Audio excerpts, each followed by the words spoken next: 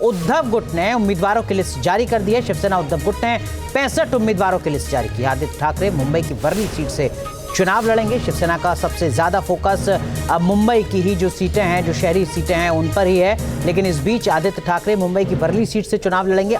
65 उम्मीदवारों की जो लिस्ट है वो यहाँ पर जारी की है शिवसेना उद्धव ठाकरे ने। मुकाबला बेहद दिलचस्प, क्योंकि इस बार के महाराष्ट्र के विधानसभा चुनाव में जहां 2 शिवसेना के अलग अलग गुट हैं, 2 एनसीपी के अलग अलग गुट हैं, वहीं भारतीय जनता पार्टी और कांग्रेस भी चुनावी मैदान में है।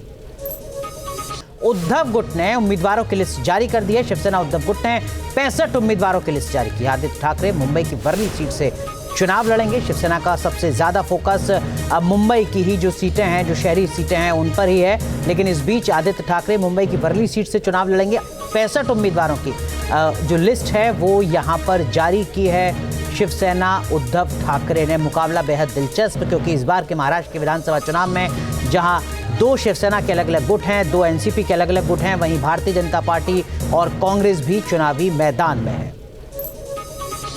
एक और बड़ी अपडेट आपको बता रहे हैं। सीट बंटवारे को लेकर महाविकास अघाड़ी में बात बन गई है। महाविकास अघाड़ी के तीनों बड़े दल 85 सीटों पर चुनाव लड़ेंगे। इस वक्त की बड़ी अपडेट आपको बता रहे हैं। अब तक ही माना जा रहा था कि कांग्रेस पार्टी ज्यादा सीटों पर चुनाव लड़ेगी, लेकिन अब जो फॉर्मूला सामने आया है उसके मुताबिक तीनों दल 85 सीटों पर। हमारे सहयोगी विलास अटवले हमारे साथ जुड़ रहे हैं मुंबई से। विलास, अब तक तो कहा जा रहा था कि कांग्रेस ज्यादा सीटों पर लड़ेगी, फिर अचानक से ये क्या हुआ कि तीनों दल 85 सीटों पर? देखिए, 2 चीजें हैं इस चुनाव क्षेत्र में। जो उद्धव ठाकरे ग्रुप की शिवसेना जो है वो विदर्भ में 12 सीट मांगी, जिसको कांग्रेस देने से नकार दिया था और इसी को लेकर काफी अनबन चल रही थी। संजय राउत सीधे राहुल गांधी से बात करें, स्टेट शेयरिंग के बारे में बात कर रहे थे, लेकिन आखिर महायुति के खिलाफ लड़ना है तो सभी को एक कदम पीछे आना पड़ेगा। ऐसी सोच जो है वो शरद पवार ने सामने रखी। 12 साल थोड़ा जो कांग्रेस के नेता है वो शरद पवार को मिले, उद्धव ठाकरे को मिले और 85 का जो फॉर्मूला है उसके ऊपर सहमति हो गई है। ठीक है विलास, बहुत संक्षेप में ही जो बाकी की 33 सीटें हैं, तीनों 85 मिलाकर 288 सीटें, बाकी 33 सीटों पर कौन? देखिए, उद्धव ठाकरे ग्रुप में कई ऐसी जगह है कि जहां उन्होंने मांग की है वही शरद पवार के पार्टी की उम्मीदवार भी लड़ना चाहते हैं।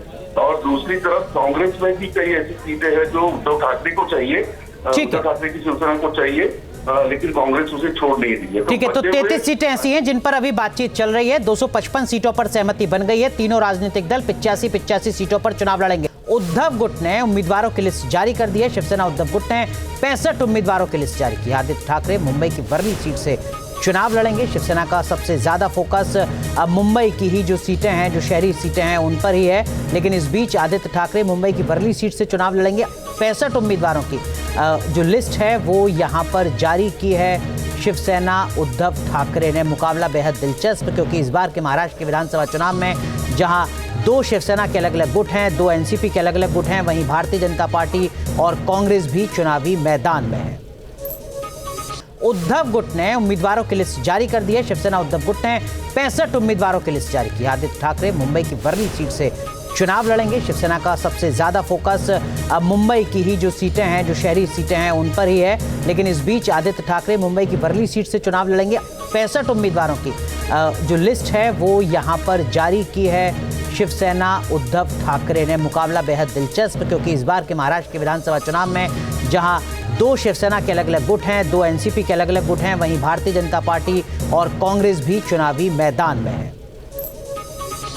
एक और बड़ी अपडेट आपको बता रहे हैं। सीट बंटवारे को लेकर महाविकास अघाड़ी में बात बन गई है। महाविकास अघाड़ी के तीनों बड़े दल 85 सीटों पर चुनाव लड़ेंगे। इस वक्त की बड़ी अपडेट आपको बता रहे हैं। अब तक ही माना जा रहा था कि कांग्रेस पार्टी ज्यादा सीटों पर चुनाव लड़ेगी, लेकिन अब जो फॉर्मूला सामने आया है उसके मुताबिक तीनों दल 85 सीटों पर। हमारे सहयोगी विलास अटवले हमारे साथ जुड़ रहे हैं मुंबई से। विलास, अब तक तो कहा जा रहा था कि कांग्रेस ज्यादा सीटों पर लड़ेगी, फिर अचानक से ये क्या हुआ कि तीनों दल 85 सीटों पर? देखिए, 2 चीजें हैं इस चुनाव क्षेत्र में। जो उद्धव ठाकरे ग्रुप की शिवसेना जो है वो विदर्भ में 12 सीट मांगी, जिसको कांग्रेस देने से नकार दिया था और इसी को लेकर काफी अनबन चल रही थी। संजय राउत सीधे राहुल गांधी से बात करें, स्टेट शेयरिंग के बारे में बात कर रहे थे, लेकिन आखिरी महायुति के खिलाफ लड़ना है तो सभी को एक कदम पीछे आना पड़ेगा। ऐसी सोच जो है वो शरद पवार ने सामने रखी। बालासाहब थोड़ा जो कांग्रेस के नेता है वो शरद पवार को मिले, उद्धव ठाकरे को मिले और 85 का जो फॉर्मूला है उसके ऊपर सहमति हो गई है। ठीक है विलास, बहुत संक्षेप में ही जो बाकी की 33 सीटें हैं, तीनों 85 मिलाकर 255 288 सीटें, बाकी 33 सीटों पर कौन?